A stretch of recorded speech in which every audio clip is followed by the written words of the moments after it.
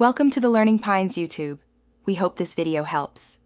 You'll start by confirming prerequisites and making the first moves. Connect your iPhone to a trusted computer and unlock it so the system recognizes it. If you use iCloud, verify recent backup times.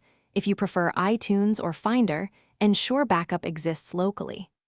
Once connected, allow the computer to access your device and install any missing drivers or updates. This prevents interruptions and lets you immediately begin file recovery from the correct source without wasting time. Now run a targeted scan, open Finder or iTunes and inspect available backups, or launch a reputable recovery tool to deep scan your iPhone or backup file.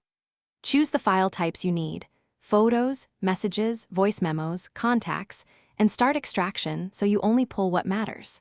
When files appear, export them to a dedicated folder on your computer for easy organization.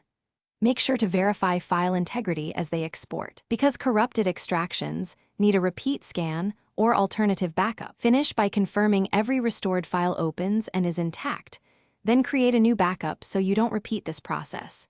If files are missing, try scanning another backup, local versus iCloud, or run a deeper scan with different recovery software, because different tools succeed on different corruption types.